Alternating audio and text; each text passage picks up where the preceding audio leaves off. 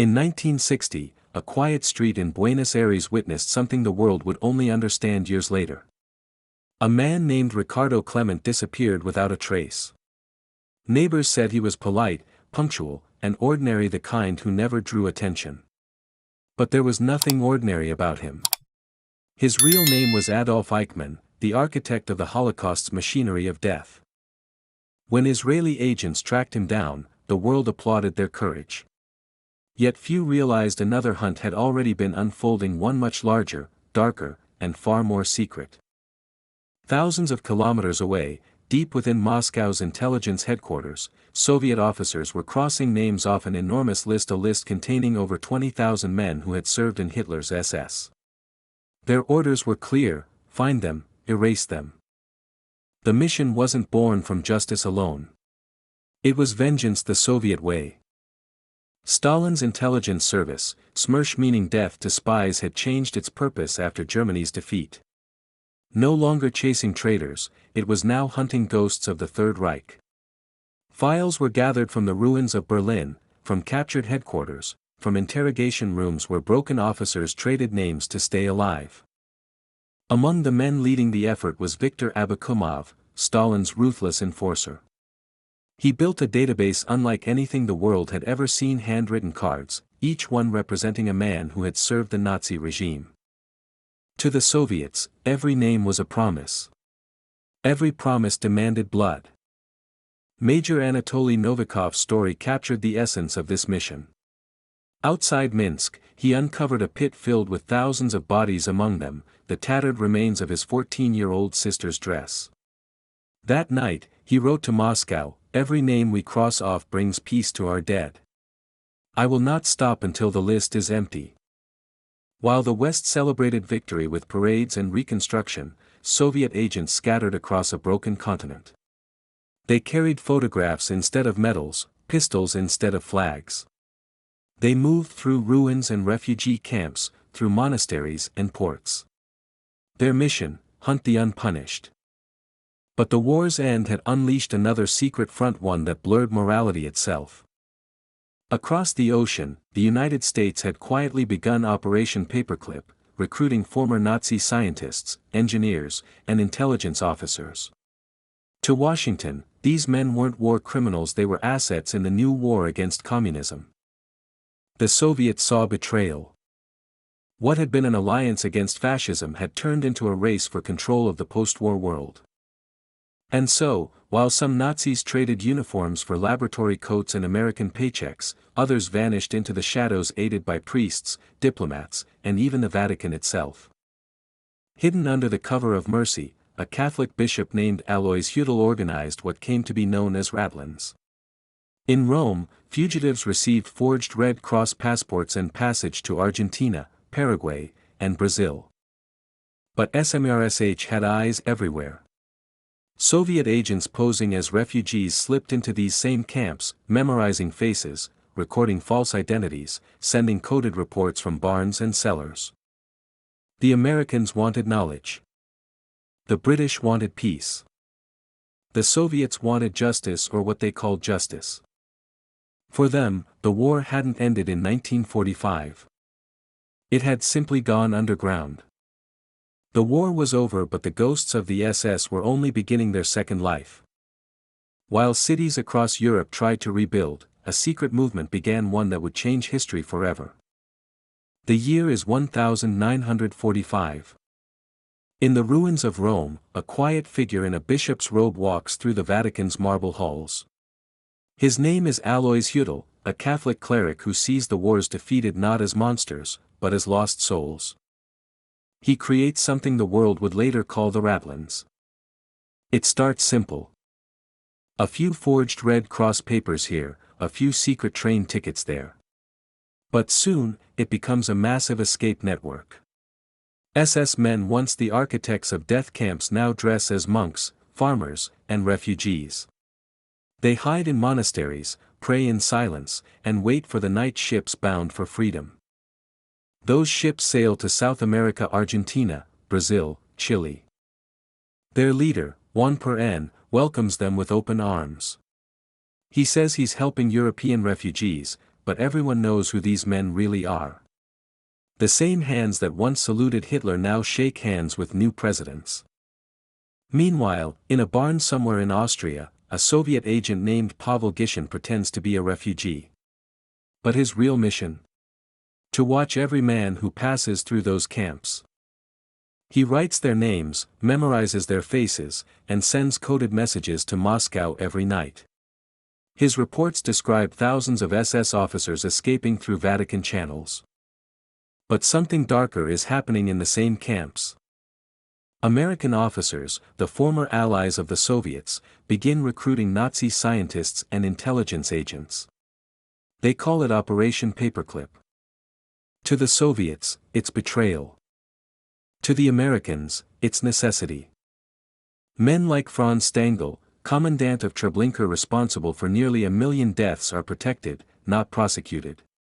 Why? Because they have useful knowledge. The Americans want rocket engineers, intelligence operatives, anyone who can help them in their new war, the Cold War. When Stalin learns this, he's furious. A secret message goes out to every Soviet operative in Europe. The West protects fascists. We hunt them. Act accordingly. That's when the manhunt turns ruthless. No more trials. No more mercy. Soviet agents cross borders at night, dragging fugitives from their beds. They vanish into the dark, no records, no witnesses, no survivors. But even the Soviets know they can't catch everyone. So they recruit help from those who have seen hell with their own eyes. In Poland, a man named Alexander Petrsky still dreams of the day he escaped Sobibor, the only successful uprising in a death camp. He lost everything: family, friends, even his soul. But now, the Soviets offer him something new: revenge. They show him photographs of hundreds of captured men. Petrsky looks closely, his eyes tired, haunted. And then he points.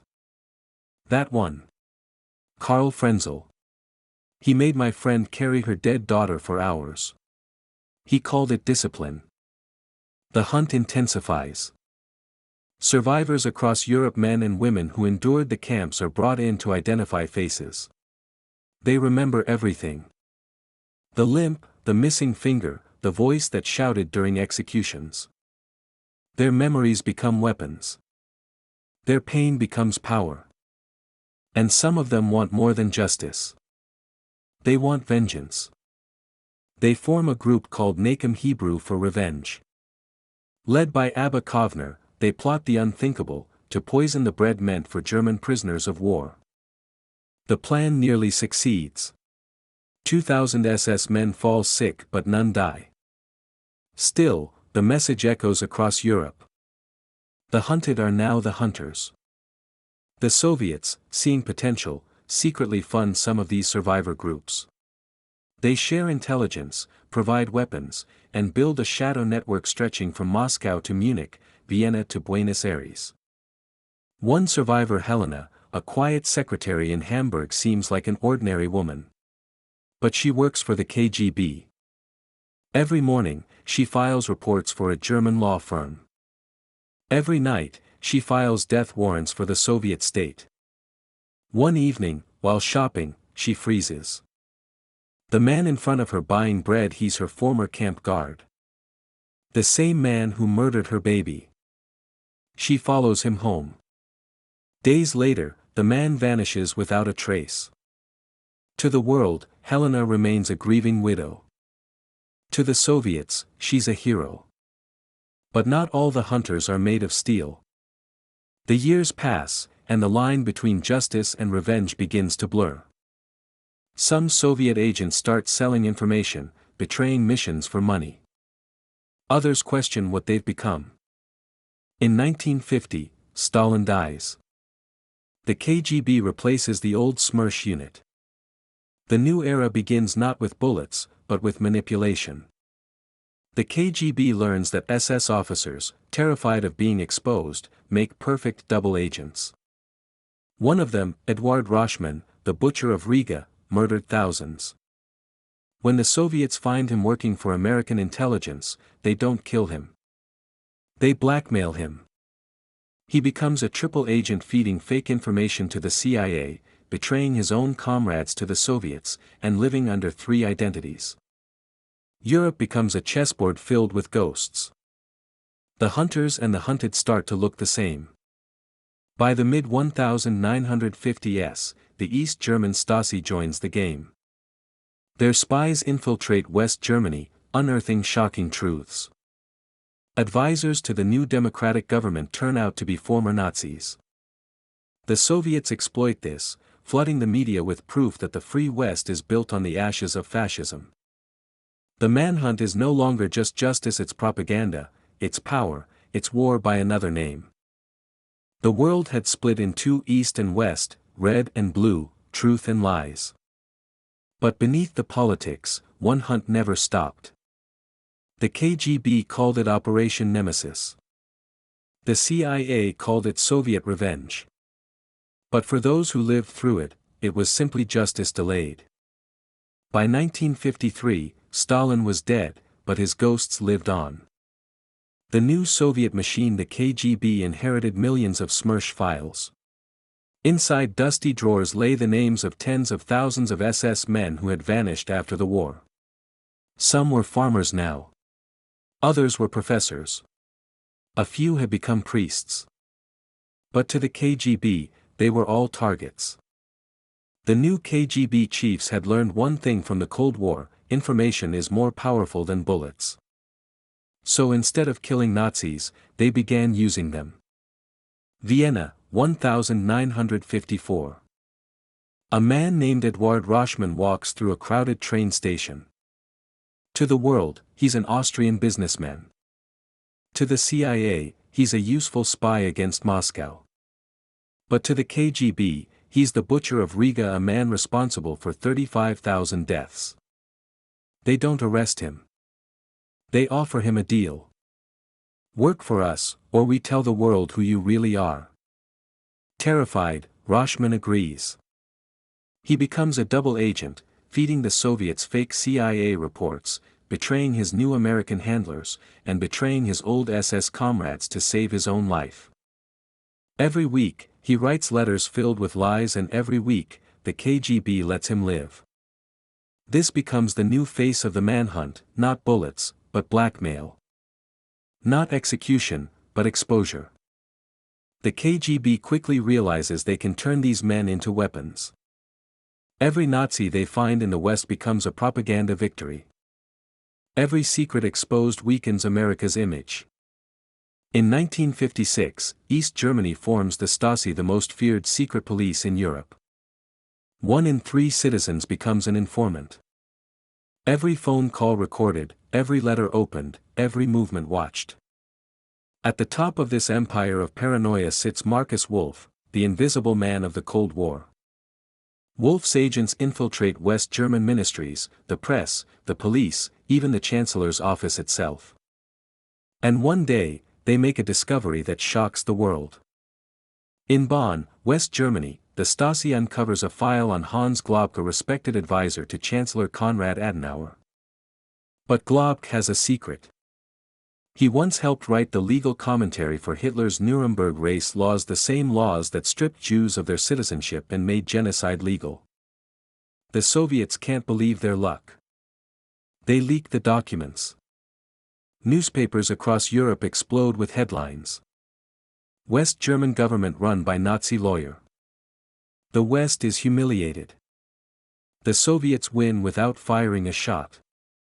For Moscow, it's not just revenge anymore, it's a psychological war. But their biggest prize comes in 1971. La Paz, Bolivia. An old man sits behind a desk in a police station. His name, Klaus, Barbie, once known as the Butcher of Lion. He tortured and murdered hundreds of French resistance fighters. He personally executed Jewish children. After the war, the Americans smuggled him out of Europe to hunt communists in South America. The KGB finds out. They leak the information to French journalists. The revelation explodes like a bomb. The Butcher of Lion had been working for the U.S. and paid with American tax money. Mass protests erupt. The CIA is humiliated. Barbie is finally extradited and tried in France. For the Soviets, it's the ultimate victory, a Cold War propaganda strike disguised as justice. But justice isn't simple. Sometimes, the hunters become the hunted. In Buenos Aires, Soviet agent Viktor Kozlov infiltrates the Argentine government under the name Viktor Kov. For 3 years, he maps Nazi colonies, German neighborhoods, secret schools, even private hospitals run by former SS doctors. He identifies 67 fugitives, including men who worked directly under Himmler himself. 2 days before his extraction, his cover is blown. Locals find his body floating in a river. Fingernails gone. Teeth broken. His final report is found later written in invisible ink on a cigarette pack. His last words. Mengele has moved. Heading for Brazil. Even in death, Kozlov continues the hunt. Meanwhile, the Israelis enter the game. Mossad and the KGB begin playing a dangerous dance, sometimes allies, sometimes rivals. In São Paulo, both agencies close in on Joseph Mengele, the angel of death from Auschwitz. The Soviets are ready to kidnap him. The Israelis plan to do the same. But something goes wrong. The two teams spot each other. Panic. Confusion. Someone tips off Mengele. He escapes into the night. For the next 19 years, he lives freely, swimming, working, even visiting beaches until his death in 1979. No trial. No justice. Only silence. The world changes again. By the 1970s, computers arrive. For the first time, millions of Soviet files are digitized. What once took weeks now takes seconds. The hunt goes global. New names resurface. Johann Voss, a former SS guard living in Cleveland. Gustav Wagner, deputy commander of Sobibor, hiding in Brazil. The computer connects old testimonies to new immigration records. Both men are caught within months. Justice finally starts catching up, slowly, painfully, relentlessly. Then, 1989. The Berlin Wall falls. The Cold War ends. But from the rubble of East Germany comes one last secret: the Stasi archives. Thousands of shredded papers, 600 million fragments of reports, phone logs, and surveillance files. And buried in the chaos, names. 12,000 SS officers who had escaped detection for decades. Among them is Karl Linnes, a camp commander from Estonia. He'd been living in New York since 1951, working as a land surveyor, raising grandchildren, attending church. But now, the truth surfaces. The Americans deport him to the Soviet Union in 1987. He dies in prison 2 months later, still claiming innocence. He is the last Nazi the Soviets ever try. The Soviet Union collapses in 1991. The KGB becomes the FSB. The files are locked away. The great hunt is over. Or so the world believes. But deep in Moscow's archives, there are still cabinets filled with fading folders. Names never crossed off. Faces never found. Crimes never punished. The hunt didn't end, it just went quiet. And somewhere, in the shadows of history, memory still hunts what justice could not.